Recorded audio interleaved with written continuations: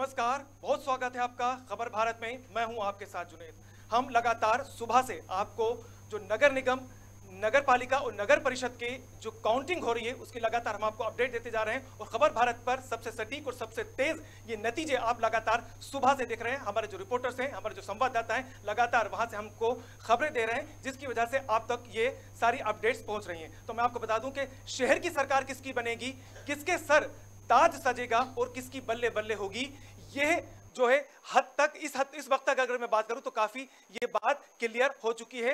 कई रुझान हमारे सामने हैं और रुझान जो हैं वो नतीजों में भी तब्दील हो चुके हैं। और इस वक्त हमारे साथ स्टूडियो में मौजूद हैं हमारे साथ कांग्रेस के रवि पांडे जी, राम पांडे जी। राम जी, अगर इस वक्त तक बात करूं आपसे तो कितने सेटिस्फाई नजर आते हैं आप अपने चुनाव के परिणामों से?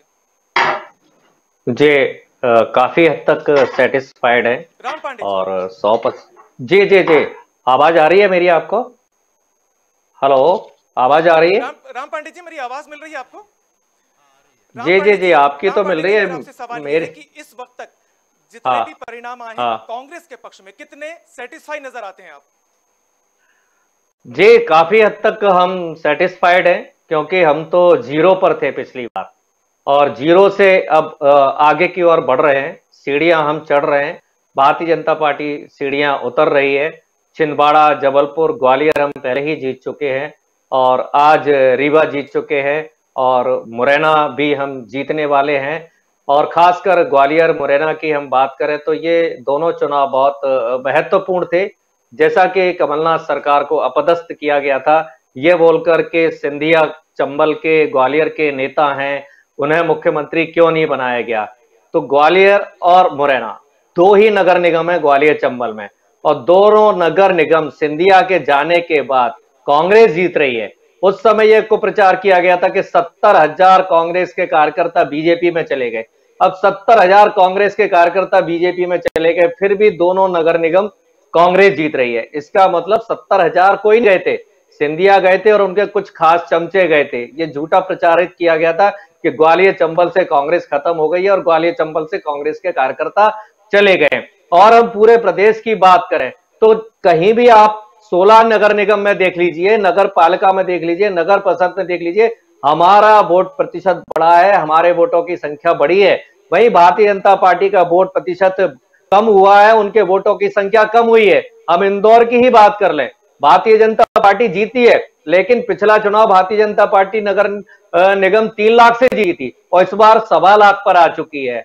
हम जबलपुर में पिछली बार 1 लाख से हारे थे, इस बार 50,000 और बढ़ गए, तो 1.5 लाख हमने जबलपुर में कवर किए। 1,28,000 हमने ग्वालियर में वोट बढ़ाया और उसके बाद हमारी जीत हुई है। तो हर जगह हमारे वोट बढ़ रहे हैं।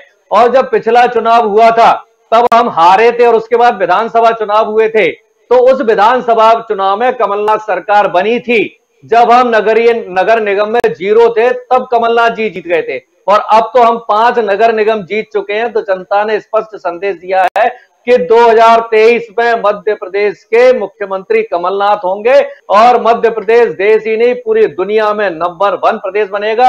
ये फालतू की घोषणाएं नहीं की जाएंगी, जमीन पर काम किए जाएंगे।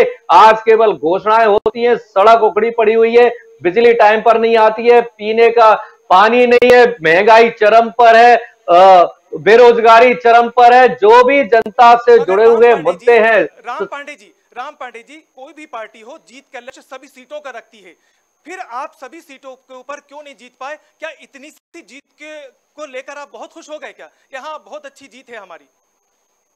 जी, भारतीय जनता पार्टी से लड़ना आज के जमाने में कोई मामूली बात नहीं है। भारतीय जनता पार्टी अकेले से चुनाव नहीं होता है। पैसा, पुलिस, प्रशासन, सीबीआई, ईडी, इनकम टैक्स, साम दाम दंड भेद, षड्यंत्र, ध्रुवीकरण, दंगा फसाद, आप मध्य प्रदेश के ही परिणाम देख लीजिए। जहां जहां भारतीय जनता पार्टी ने दंगे कराने की कोशिश की है, जहां जहां भारतीय जनता पार्टी ने नफरत फैलाने की कोशिश की है, वहां भारतीय जनता पार्टी जीती है। लेकिन पिछले चुनाव से वोट कम हुआ है, वहां भी पिछले चुनाव से भी वोट प्रतिशत कम हुआ है। लेकिन भारतीय जनता पार्टी षड्यंत्र करने में, और ये जितनी एक जो चुनाव होना चाहिए, जिस तरीके से हमारे देश में 1947 में हमारे नेताओं ने सोचा था, उस चुनाव का भारतीय जनता पार्टी ने पूरा स्वरूप बिगाड़ दिया है। आम आदमी चुनाव लड़ने की हिम्मत नहीं कर सकता है। मतलब जहां 1 लाख रुपया खर्च होना चाहिए भारतीय जनता पार्टी वहां 1 करोड़ रुपया खर्च करती है। तो ये चुनाव भारतीय जनता पार्टी ने पुलिस और पैसे का चुनाव बना दिया है, और ऐसे समय में भारतीय जनता पार्टी से जीतना रियली बहुत बड़ी बात होती है। कांग्रेस का एक पार्षद ऐसे समय में भारतीय जनता पार्टी के 100 पार्षदों के बराबर है। राम पांडे जी, आप भारतीय जनता पार्टी के ऊपर काफी ब्लेम लगा रहे हैं, ठीक है, हम उनसे भी सवाल करेंगे। आप हमसे जुड़े, इतनी बातचीत की, आपका बहुत बहुत धन्यवाद। तो हम आपको बता दें कि लगातार दूसरे चरण की जो काउंटिंग है वो लगातार चल रही है, लगातार हम आपको अपडेट्स देते जा रहे हैं, और सुबह से क्या कुछ, कहां पर क्या रुझान चल रहे हैं, किस तरह से कौन जीत रहा है, कौन हार रहा है, कौन आगे है, कौन पीछे, इसकी लगातार हम जो अपडेट्स आपको देते जा रहे हैं। और इस वक्त हमारे साथ जुड़े हुए हैं रवि वर्मा जी, जो कि कांग्रेस के स्पोक्स पर्सन है। रवि जी, क्या आपको ऐसा नहीं लगता कि कांग्रेस की जो डूबती नैया थी मध्य प्रदेश में, कहीं ना कहीं आपको तिनके का सहारा जरूर मिला है? रवि वर्मा जी। जी जावेद जी, मैं आपकी बात को सुन रहा हूं। मध्य प्रदेश में भारतीय जनता पार्टी के नेता जिस दंभ में बातें करते थे कि कांग्रेस मुक्त भारत, और दंभ जो जिस तरीके की अपनी जीत का भरते थे, और मध्य प्रदेश की जनता ने आज बता दिया है कि ये फर्जी विकास के दावे और लूट खसोट की जो सरकार है अब ये मध्य प्रदेश में नहीं चलेगी। क्योंकि मध्य प्रदेश की जनता ने तो ये 2018 में ही जनमत देकर बता दिया था कि शिवराज जी की सरकार इस मध्य प्रदेश में वो नहीं चाहते हैं, क्योंकि ये लूटने वाली सरकार है, ये एक भ्रष्टाचारी सरकार है। कहीं ना कहीं चोरी के रास्ते से जो है लुटेरों ने जनता के जनमत को लूटा, लेकिन जनता भी समझदार है। जनता ने अपनी बारी का इंतजार करते हुए पुनः उस कर्ज माफी पर मोहर लगाई है। युवाओं ने उस रोजगार को पाने की तरफ कदम बढ़ाए हैं, और तमाम जो है इन मुद्दों को दृष्टिगत रखते हुए आज जो है कमलनाथ जी के नेतृत्व में ये जो चुनाव लड़ा गया है, नगर निगम चुनाव में जिस तरीके से आज कांग्रेस एक बड़े बढ़त के साथ जीत कर आई है, छिंदवाड़ा, जबलपुर और ग्वालियर, और आज आप देखेंगे कि हमारे जो प्रत्याशी हैं एक बड़ी जीत की ओर बढ़ रहे हैं। तो ये सब इस बात को प्रमाणित करते हैं कि भारतीय जनता पार्टी की जो कलाकारी की राजनीति है अब ये मध्य प्रदेश में नहीं चलेगी। क्योंकि भारतीय जनता पार्टी के जो कद्दावर नेता हैं नरेंद्र सिंह तोमर जी, ज्योतिरादित्य सिंधिया जी, सिंधिया नामक दीमक जो पहले कभी कांग्रेस में हो करती थी, और बीडी शर्मा जी, तमाम नेताओं की साख प्रतिष्ठा, इन्होंने प्रतिष्ठा का चुनाव बनाया ग्वालियर को लेकर, और ये कहीं ना कहीं सारे के सारे मुख्यमंत्री के दावेदार हैं। लेकिन ग्वालियर की जनता ने बता दिया है कि ये फर्जी विकास की बातें करने वालों का यहाँ कोई स्थान नहीं है। यहाँ विजन की राजनीति होगी, यहाँ टेलीविजन की राजनीति नहीं होगी। केवल घोषणाओं के बल पर ये चुनाव जीतना चाहते थे, लेकिन घोषणाओं की जो हवा है आज पूरी निकल चुकी है, और एक विकास के नाम पर जनता ने चुना है। क्योंकि हमने 15 माह में वो तमाम कार्य करने के काम किए थे जो 15 साल में शिवराज जी की सरकार और नरेंद्र मोदी जी की सरकार नहीं कर पाई थी। लड़े जाते हैं, अब धर्म की राजनीति नहीं रही,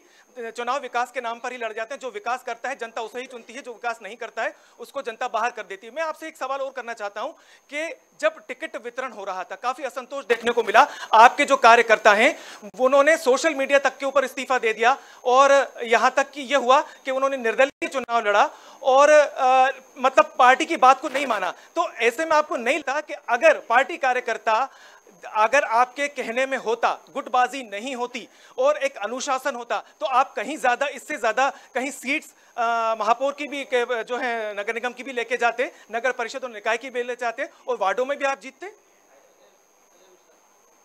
इस लोकतंत्र के महापर्व में हर पार्टी, हर कार्यकर्ता अपनी बारी का इंतजार करता है, लेकिन टिकट किसी एक को मिलता है। तो टिकट जो है दल ने किसी एक को दिया, उसके साथ जो मनाने का क्रम था, जिनको मनाया जा चुका था मनाया, उन्होंने पार्टी हित में कार्य किया, और जो विरोध में खड़े थे वो एक अलग मैटर हो सकता है। ऐसे तो तमाम दल के लोग खड़े हो जाते हैं विरोध में, लेकिन पार्टी ने पूरी निष्ठा और पार्टी के देवतुल्य कार्यकर्ता, वो जनता ने जिस तरीके से अभूतपूर्व जो स्नेह और जो मतदान किया है, मतदान के फलस्वरूप जो परिणाम आए हैं, वो इस बात को प्रमाणित करते हैं कि कांग्रेस की स्वीकार्यता मध्य प्रदेश के अंदर जिस तरीके से लगातार बढ़ रही है, वो इस बात को प्रमाणित करती है कि 2023 होने वाला है इस मध्य प्रदेश से। मगर कहीं न कहीं रवि जी, ये तो अपने कार्यकर्ताओं को संभाल कर नहीं रख पाए, जिसकी वजह से आपको ये हालत देखना नहीं। हम तो देखिए जावेद जी, हमारे पास खोने के लिए कुछ नहीं था, क्योंकि हमारा नगर निगम में पार्टिसिपेशन तो था, चुनाव में पिछले बार था, लेकिन हमारे पास एक भी सीट नहीं थी। लेकिन खोया तो जो है भारतीय जनता पार्टी ने खोया है, क्योंकि आज तो हम एक बढ़त की ओर हैं। आप देखेंगे काफी बड़े जो नगर निगम हैं और पंचायत चुनाव में आज भारतीय जनता पार्टी ने मुंह की खाई है। तो चिंतन और मंथन कांग्रेस पार्टी करती है, जीत में भी चिंतन मंथन करती है और हार में भी करती है कि आखिर हम क्यों हारे, और जीते हैं तो और बड़े मार्जिन से कैसे हम जीत सकते थे, इस पर भी कांग्रेस पार्टी चिंतन मंथन करती है। लेकिन आज जो सबसे बड़े चिंतन और मंथन की अगर जरूरत है तो भारतीय जनता पार्टी के नेताओं को है। चलिए ठीक है रवि जी, आपने हमसे बातचीत की, आपका बहुत बहुत धन्यवाद। हम आपको बता दें कि जो नगर निगम के दूसरे चरण के जो चुनाव है नगर पालिका नगर परिषद के, वो लगातार नतीजे आ रहे हैं। खबर भारत आपको इस बात से लगातार अपडेट करता रहा है। और मैं आपको कुछ यहाँ पर बता दूं, सतना की जो नगर परिषद के उसके नतीजे आ चुके हैं। यहाँ पर बीएसपी और निर्दलीयों की महत्वपूर्ण भूमिका रही है। जी हाँ, यहाँ पर सतना में जो बहुजन समाज पार्टी है और निर्दलीय हैं, इन दोनों के बीच कांटे की टक्कर थी। महत्वपूर्ण भूमिका यहां पर देखने को मिली है। मैं आपको और अपडेट करा देता हूं, यहां पर कुल 15 जो है प्रत्याशी मैदान में थे। कांग्रेस को 6 पे यहां पर बढ़त मिली है, भारतीय जनता पार्टी को 5, बहुजन समाज पार्टी को 1 और निर्दलीय को 3 यहां पर बढ़त मिलती हुई दिखाई दे रही है। अगर मैं रीवा की बात करूं तो यहां पर त्योंधर नगर परिषद है, तो यहां पर बीएसपी को जीत मिली है। जी हां, एक बड़ी खबर यहां से हम आपको बता दें कि रीवा के त्योंधर जो नगर परिषद है, यहां पर बहुजन समाज पार्टी को जीत मिली है। क्योंकि हम आपको बता दें कि कुछ ऐसे इलाके हैं मध्य प्रदेश में जहां पर बहुजन समाज पार्टी और समाजवादी पार्टी अपना दबदबा रखती है। यहां पर जो उत्तर प्रदेश से लगे इलाके हैं मध्य प्रदेश के, वहां पर काफी प्रभाव बहुजन समाज पार्टी और समाजवादी पार्टी का है। मगर अगर हम यहां पर बात करें बहुजन समाज पार्टी की, तो रीवा के जो त्योंधर है वहां पर नगर परिषद में बीजेपी को, माफ कीजिए, बीजेपी को जीत मिली है यहां पर। और बीजेपी को अगर मैं बात करूं तो यहां पर एक जो रुझान की अगर हम बात करें तो बीजेपी को 1, कांग्रेस को 3, बीएसपी को 1 और अन्य को 4 जो है यहां पर आगे जो चल रहे हैं। ज्ञानेंद्र चतुर्वेदी हमारे साथ संवाददाता जुड़ चुके हैं। ज्ञानेंद्र, क्या अपडेट्स हैं आपके पास अभी तक क्यों लेकर, अगर हम बात करें अभी तक को क्या लेकर अपडेट्स हैं आपके? रीवा जी, रीवा में अजय मिश्रा कांग्रेस से 28,767 वोटों से आगे चल रहे हैं, लगभग जीत तय मानी जा रही है। ज्ञान लाइव जा रहा है ना जी। ज्ञानेंद्र, अगर हम बात करें भारतीय जनता पार्टी और कांग्रेस की, तो अगर मैं थोड़ा अगर पीछे जाऊं तो जो चुनाव प्रचार चल रहा था उसमें जो दोनों ही पार्टी अपने जीत के दावे कर रही थी, तो किस तरह के जो जनता के मुद्दे थे यहां पर, किस तरह से वो यहां पर दोनों पार्टियों ने रखे?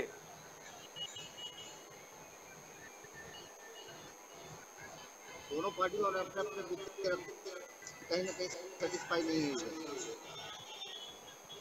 किसान साफ नजर आ रहे हैं। ज्ञानेंद्र, अगर मैं बात करूं अगर कांग्रेस की, क्योंकि यहां पर रीवा में कांग्रेस आगे है, तो क्या लगता है कि कांग्रेस ने यहां पर जमकर मेहनत की जिसकी वजह से उनको ये जो नतीजे हैं, जो रुझान है वो देखने को मिल रहे हैं? जमकर मेहनत तो की ही, लेकिन मतदान हो चुका है, जान चुका है। 25 सालों से लगभग बीजेपी का सीट और सीट में। ज्ञानेंद्र, अभी अगर हम बात करें कांग्रेस कार्यकर्ताओं की, तो किस तरह से उनमें उत्साह है, किस तरह का माहौल है वहां पर, खासतौर से कांग्रेस कार्यकर्ताओं को लेकर? कांग्रेस कर्ताओं में बना रहे हैं लोग, लेकिन चल रहे हैं, देखा कि हाथ लगा रहे हैं, भीड़ साथ देखी जा सकती है। लोगों ने मिठाइयां बांटना शुरू कर दिया है, भारी उत्साह देखा। ठीक है ज्ञानेंद्र, आप हमसे जुड़े, आपने हमसे बातचीत की, आपका बहुत बहुत धन्यवाद। तो मैं आपको बता दूं कि ये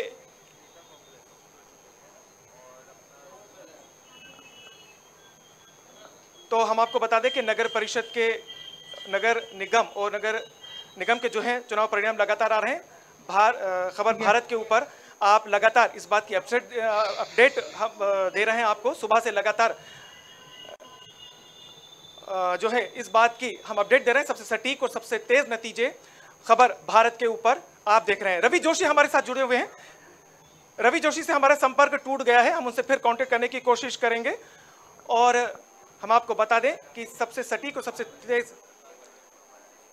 और संदीप जी हमारे साथ जुड़े हुए हैं, वरिष्ठ पत्रकार हैं। संदीप जी, अभी तक को लेकर जो भारतीय जनता पार्टी और कांग्रेस के जिस तरह से नतीजा है, दोनों में कांटे की टक्कर थी, कहीं ना कहीं निर्दलीय भी नो भी अपना जो है दमखम दिखाया, अभी तक को लेकर क्या कहेंगे आप?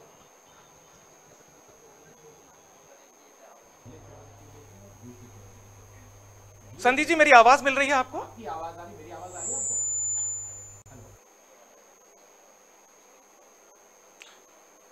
तो संदीप जी से हमारा संपर्क टूट चुका है, हम उनसे फिर कांटेक्ट करने की कोशिश करेंगे। तो हम आपको बता दें कि ये दूसरे चरण का जो है काउंटिंग हो रही है, जिसको लेकर लगातार हम अपडेट्स दे रहे हैं। मैं आपको एक बार फिर से रीवा के जो तोंधा नगर परिषद है उसकी अपडेट्स दे देता हूं। भारतीय जनता पार्टी को यहां पर जीत मिली है और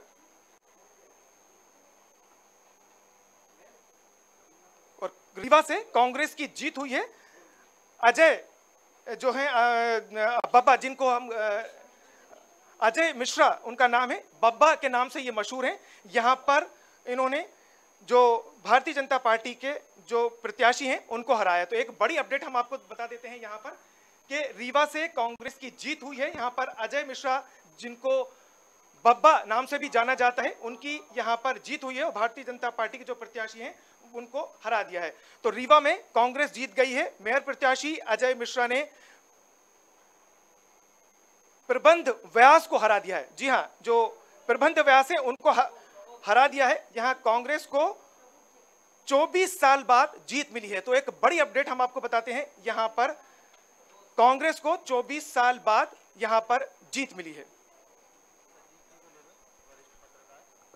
और इस वक्त हमारे साथ जुड़ चुके हैं वरिष्ठ पत्रकार संदीप जी। संदीप जी, मेरा आपसे सवाल यह है कि अभी तक के जो भी रुझान आए हैं, जो भी नतीजे आए हैं, कांग्रेस और भारतीय जनता पार्टी में दोनों में कड़ी फाइट थी, दोनों में कड़ी टक्कर थी, कहीं कहीं निर्दलीय भी जो हैं उनकी भी बढ़त बनी हुई है। अभी तक को लेकर, इस वक्त तक को लेकर आप क्या कहेंगे? देखिए, आप ये जनरल मान के चलिए कि जो नगरीय निकाय के चुनाव हैं वो एक तरफा चुनाव नहीं है। काफ़ी अरसे बाद ऐसा मौका आया है जब बराबर की टक्कर के चुनाव नज़र आ रहे हैं।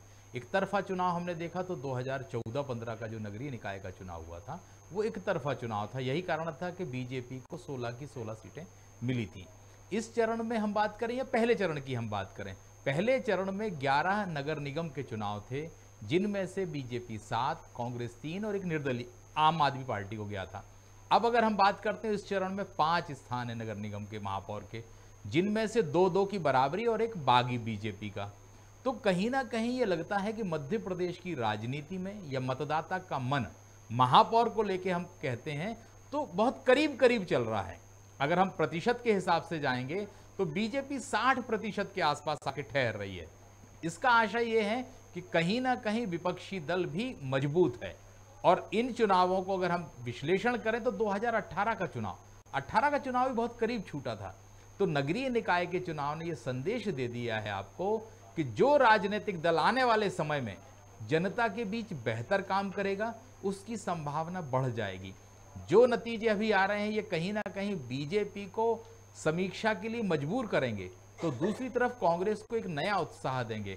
आप ये मान के चलिए कि 2023 का जो चुनाव होगा उसके लिए इसने एक नींव जरूर तैयार कर दी है, या यूं कहें कि एक रास्ता जरूर खोल दिया है। बिल्कुल संदीप जी, कांग्रेस के लिए एक जो है संजीवनी का काम करा है।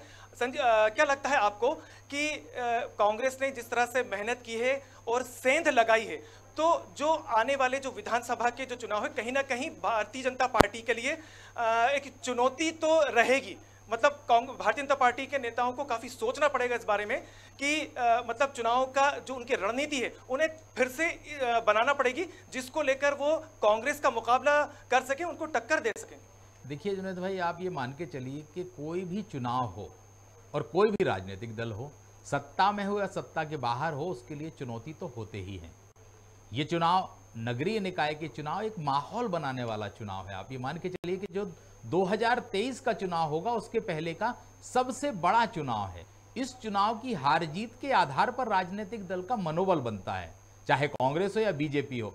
बीजेपी वो राजनीतिक दल है जो 24/7 काम करता है, और अगर उसके खाते में हार आई है तो ये समीक्षा करनी पड़ेगी, क्योंकि जो हमारे पास आंकड़े आ रहे हैं जुनैद जी अभी तक जी। उनमें पार्षदों के जो संख्या है या संख्या बल है वो बीजेपी के खाते में है, लेकिन महापौर में कांग्रेस काफी करीब इर्द गिर्द है बीजेपी के करीब। बीजेपी को अगर हम कहते हैं 7 और 2 9 सीटें मिली तो उसके विरोध में 7 सीटें तो गई ना, बिल्कुल तो जी। कहीं ना कहीं बराबरी का मुकाबला है। इसलिए बीजेपी को आने वाले समय में चिंतन मंथन मनन और नई रणनीति भी बनानी होगी, क्योंकि यह चुनाव बहुत आसान नहीं रहने वाला। इन नतीजों ने यह बता दिया है 2023 का जो चुनाव है।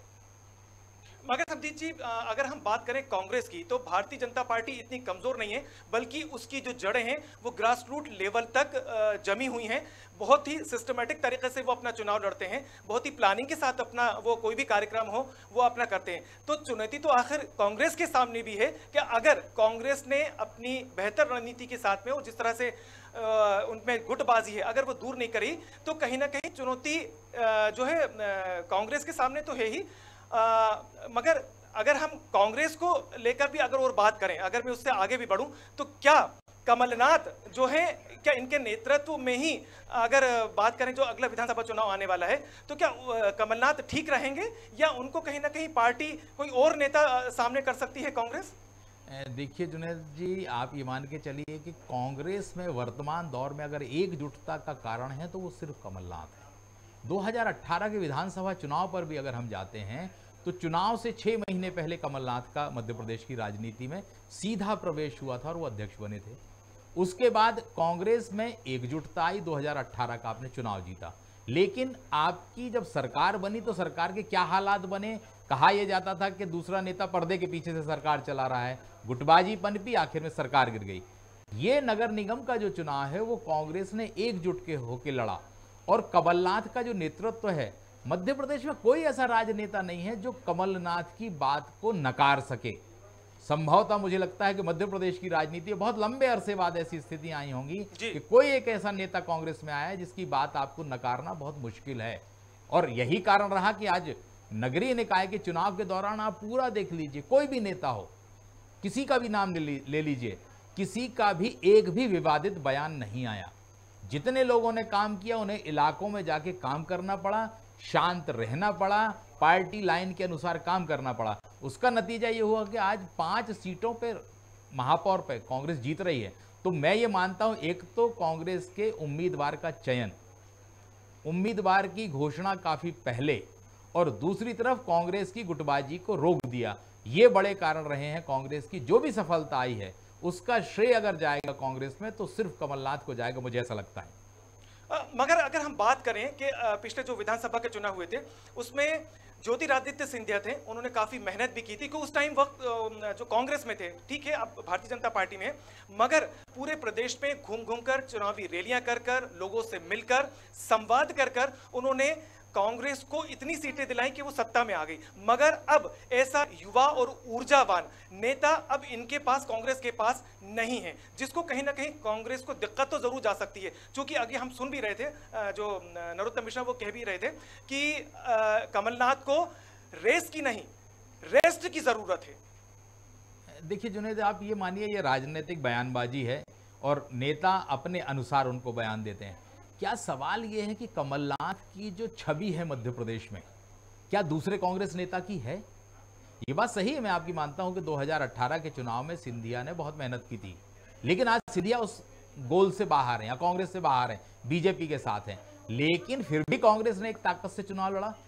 आप ये मान के चलिए कि कहीं ना कहीं एक सरकार की, नगरीय निकाय की अगर हम बात करते हैं, अगर आपको बहुत करीब से देखना होगा तो नगरीय निकाय में बीजेपी की हार के कुछ बड़े कारण हैं।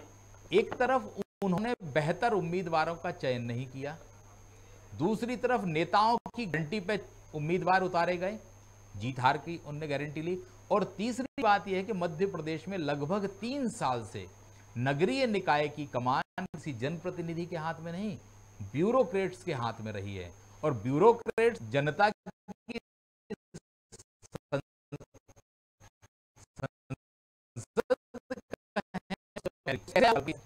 जनप्रतिनिधि हो, वो वहां की समस्याओं को बेहतर समझता है।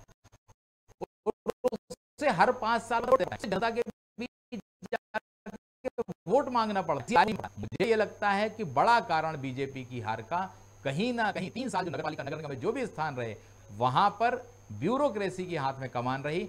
ये भी बीजेपी के लिए एक समीक्षा का विषय है। क्या सरकार में भी ब्यूरोक्रेट्स हावी हैं? जी बिल्कुल सही कह रहे हैं आप। और इस बात की जो है चर्चा जाहिर बात है कि भारतीय जनता पार्टी में जरूर हो रही।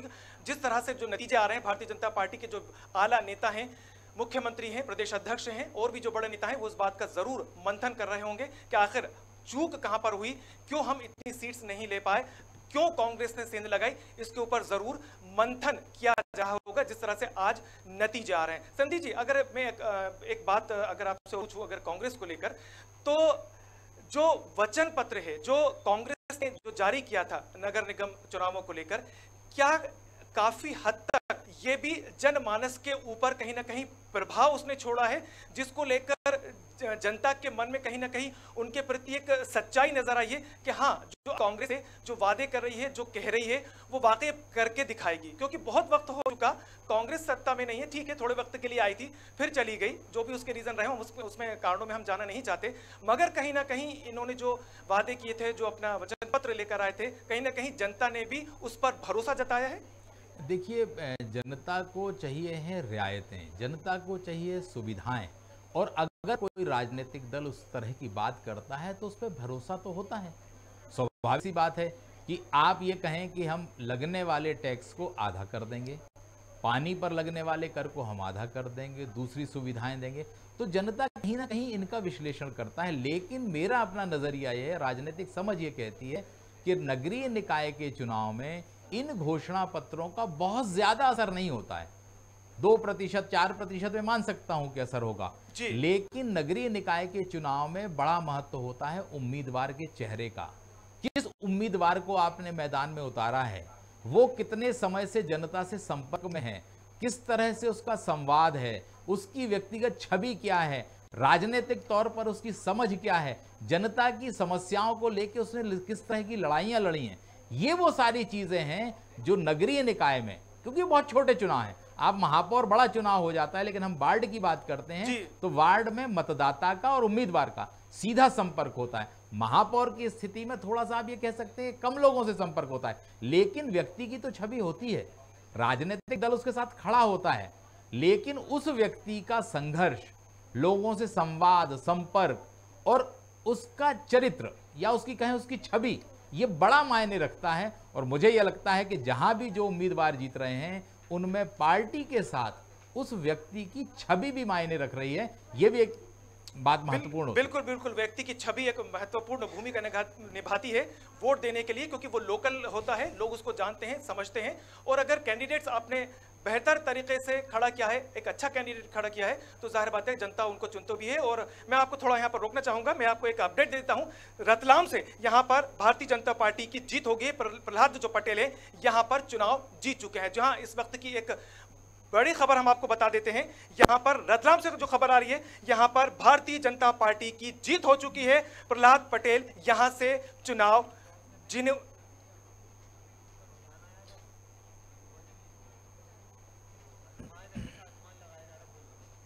तो हम आपको एक बार फिर बता देते हैं, रतलाम में भारतीय जनता पार्टी जो है वो आगे चल रही है। ये रुझान आए हैं हमारे पास में। प्रहलाद पटेल जो हैं यहाँ पर आगे चल रहे हैं कांग्रेस से। प्रहलाद पटेल ने मयंक जाट और जो प्रहलाद पटेल है, इन दोनों के बीच में मुकाबला था रतलाम में, जहां पर भारतीय जनता पार्टी अभी आगे चल रही है। ये रुझान है हमारे पास, हो सकता है आगे जाके जो रुझान है वो परिणाम में भी तब्दील हो जाए, मगर अभी इस वक्त कुछ नहीं कहा जा सकता, उलटफेर होते रहते हैं। बहरहाल फिलहाल यहाँ पर रतलाम जो है भारतीय जनता पार्टी जो है लीड कर रही है कांग्रेस के मुकाबले में। और रीवा से तो जो खबर है हमारे पास में, वो रीवा से हम आपको बता देते हैं, यहाँ पर कांग्रेस भी जो है लीड कर रही है। यहाँ पर अजय जो मिश्रा है कांग्रेस के प्रत्याशी, वो जो है अपनी लीड बनाए हुए हैं। और भारतीय जनता पार्टी के जो प्रत्याशी हैं प्रबोध व्यास जो है,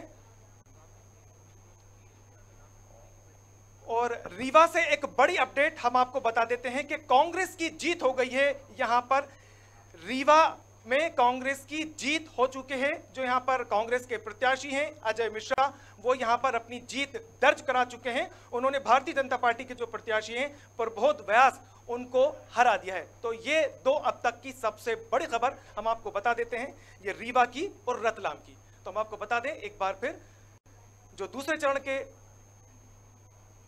जो मतदान जो काउंटिंग है वो लगातार चल रही है। लगातार हम आपको इसकी अपडेट्स दे रहे हैं। लगातार सुबह से जो है खबर भारत आपको अपडेट कर रहा है। और संदीप जी हमारे साथ बने हुए हैं, वरिष्ठ पत्रकार बने हुए हैं। अगर संदीप जी, अगर मैं भारतीय जनता पार्टी की अगर बात करूं, तो भारतीय जनता पार्टी का अगर वचन पत्र की अभी हम बात कर रहे थे, एक बार फिर मैं भारतीय जनता पार्टी के वचन पत्र की बात करूं, क्या लगता है आपको कि भारतीय जनता पार्टी का जो वचन पत्र था कहीं ना कहीं वो लुभाने में जनता को कहीं ना कहीं नाकाम रहा? देखिए, नतीजों के आधार पर आप ये कह सकते हैं, लेकिन मैंने आपसे पहले कहा कि वचन पत्र जो नगर पालिका के, नगर निगम के चुनाव होते हैं, वो बहुत ज़्यादा चुनाव पर असर नहीं डालते, क्योंकि उसमें ऐसा वादा नहीं होता है जो बिल्कुल क्रांतिकारी हो। उदाहरण के तौर पर 2018 के चुनाव में जैसे कर्ज माफी का वादा था, ऐसे वादे। मगर संदीप जी, पार्टियां उसको जारी इसलिए करती हैं, लोगों के सामने लाती ही इसलिए हैं ताकि जनता उनको देखे, समझे, पढ़े और उसके बाद वोट करे। देखिए, आप एक चीज को मान के चलिए कि राजनीति में जब भी घोषणा पत्र आते हैं और मतदाता उसका अध्ययन करता है, तो उसका सारा जोर व्यक्तिगत लाभ का होता है। किसी को इससे बहुत कम वास्ता होता है कि एनएच बहुत अच्छे बन जाएंगे, हवाई यात्रा शुरू हो जाएगी, उससे जनता नहीं जुड़ती। जनता देखती है कि हमारा लाभ क्या है, हमें व्यक्तिगत लाभ क्या होने वाला है। तो मेरा यह मानना है कि इन घोषणा पत्रों का चुनावों पर ज्यादा असर, मैं ये नहीं कह रहा कि चुनावों पर असर नहीं होता, मैं ये कह रहा हूं कि ज्यादा असर नहीं होता जैसा असर विधानसभा और लोकसभा के में होता है, क्योंकि राजनीतिक दलों ने हर जिले के, या यूं कहें कि नगर पालिका, नगर निगम के हिसाब से अपने वचन पत्र और घोषणा पत्र जारी किए थे, संकल्प पत्र जारी किए थे। वो एक स्थानीय स्तर पर थे, लेकिन मतदाता को मैं फिर वही कह रहा हूं कि उसके लिए ज्यादा महत्वपूर्ण होता है उम्मीदवार कैसा है। राजनीतिक दल तो महत्वपूर्ण है, लेकिन उम्मीदवार कैसा है, उम्मीदवार से उसका संवाद, संपर्क कैसा है, क्या उम्मीदवार 24/7 उसको सुलभ है, ये सारी चीजों की समीक्षा करके। क्योंकि छोटा चुनाव है, आदमी को जरूरत क्या पड़नी है, नाली की समस्या, बिजली की समस्या, सफाई की समस्या, कौन सी समस्या है, बच्चे का जन्म प्रमाण पत्र है, मृत्यु प्रमाण पत्र है, ये बहुत छोटी छोटी जरूरतें हैं जिनको आप निर्वाचित पार्षद से कह देते हैं तो आपके काम समय पर हो जाते हैं। तो मुझे ये लगता है कि ये घोषणा पत्र, संकल्प पत्र का इन चुनावों पर उतना असर नहीं होता जितना राष्ट्रीय या लोकसभा और विधानसभा के चुनाव पर होता है। लेकिन ये बात बिल्कुल सही है कि राजनीतिक दल वादे तो अपने करते हैं, कुछ वर्ग ऐसा होता है, जैसे मैंने आपसे कहा कि 5% आप मान लीजिए कुछ जो घोषणा पत्रों पर, संकल्प पत्रों के आधार पर वोट देता है। नहीं तो नगर निगम, नगर पालिका में पार्षद और महापौर के चुनाव पर व्यक्ति एक ऐसे उम्मीदवार को चुनना चाहता है जो उसकी नजर में बेहतर हो, दूसरे की तुलना में बेहतर हो, उपलब्ध हो। क्योंकि इस वार्ड पार्षद हो या महापौर का महत्व क्या है, उपलब्धता। अगर वो राजनेता उपलब्ध उसके लिए होता है तो वो चुनाव जीत जाता। आप यही कारण देखिए कि कहीं आंगनवाड़ी कार्यकर्ता जीत गई, कहीं पर सब्जी बेचने वाला जीत गया। ऐसा क्यों? आपको बहुत बड़ा एक स्टार नहीं मिलेगा कि जो उस इलाके का बहुत बड़ा आदमी हो और किसी उम्मीदवार के पीछे बहुत बड़ा आदमी खड़ा हो और वो जीत गया हो। ऐसे अवसर कम आते हैं। मैं ये नहीं कहता कि ऐसे लोग नहीं जीतते हैं, लेकिन ऐसे अवसर कम आते हैं। जनता उसी को चुनती है जो जनता का बेहतर ख्याल रख सकता है, वो उम्मीदवार चुनाव जीतते हैं नगरीय निकाय और नगर पालिकाओं में। ठीक है संदीप जी, अगर मैं आपसे बात करूं कि भारतीय जनता पार्टी कहती है कि सबका साथ, सबका विकास और सबका विश्वास, तो कहीं ना कहीं इन तीनों चीजों को लेकर जनता के मन में कहीं भारतीय जनता पार्टी के प्रति कहीं ना कहीं संदेह था, जिसके जो नतीजे हैं वो हम अभी जो ठीक है रुझान आ रहे हैं, ठीक धीरे धीरे वक्त बढ़ता जाएगा, काउंटिंग चली रही है, नतीजे भी आ ही जाएंगे हमारे सामने। तो कहीं ना कहीं चीज़ों को लेकर कहीं ना कहीं जनता के मन में कहीं ना कहीं संदेह था, संशय था, जिसकी वजह से भारतीय जनता पार्टी को जो है ये आज इस तरह के नतीजे देखने पड़ रहे हैं। देखिए जुनेद जी, अगर हम पूरे चुनाव का विश्लेषण करेंगे तो जो ये बात ही संशय, शंका, इसको नहीं स्वीकारा जा सकता। कारण उसका सबसे बड़ा ये है कि 16 में से 5 कांग्रेस को गई और 2 निर्दलीय आप पार्टी, मान लीजिए 7, 50-50 पर बात खड़ी हुई। कहां? महापौर पे।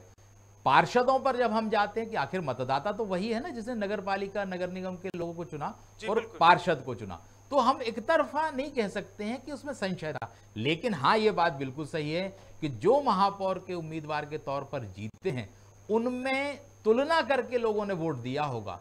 कहीं ना कहीं उन्होंने ये तुलना की होगी कि जो बीजेपी ने कैंडिडेट दिया वो हमारे लिए ज्यादा बेहतर नहीं है। मैं एक चीज पे आऊंगा आपसे, जबलपुर का एक हम उदाहरण देखते हैं। जबलपुर में जामदार बीजेपी से थे और कांग्रेस से अन्नू थे। अन्नू की छवि यह है कि जनता के लिए सहज और सुलभ है, वो हमेशा उपलब्ध रहता है। दूसरी तरफ जामदार एक बड़े डॉक्टर हैं, बेहतर डॉक्टर हैं, लेकिन उनका जनता से संवाद और संपर्क नहीं है। उनकी उपलब्धता एक बड़ा विषय है, लिहाजा जनता ने जामदार को खारिज कर दिया। अगर दोनों की योग्यता के आधार पर आप देखेंगे तो उनसे बेहतर डॉक्टर उस इलाके में नहीं है, बिल्कुल, लेकिन अन्नू से बड़ा सेवक नहीं है। तो जनता को क्या चाहिए? जनता को डॉक्टर की जरूरत एक सीमाओं पर पड़ती है। जनता को एक ऐसे व्यक्ति की जरूरत जो काम करता है, उसके लिए सुलभ है, वो 24 घंटे चाहिए उसको। तो ये फर्क देख के भी जनता कहीं ना कहीं वोट करती है। जी बिल्कुल, जी बिल्कुल संदीप जी, क्योंकि ये लोकल बॉडी के चुनाव हैं और यहाँ पर जो कैंडिडेट है, जो पार्षद के जो कैंडिडेट्स हैं, वो जनता से सीधे उनका जुड़ा होता है और जनता भी ये चाहती है कि सीधे हमारा जो पार्षद है, जो हमारा महापौर है, वो जुड़ा रहे, जिससे कि उनके काम हो सके। फिलहाल संदीप जी यहाँ पर एक छोटा सा ब्रेक लेंगे, आप हमारे साथ बने रहिए, देखते रहिए खबर भारत।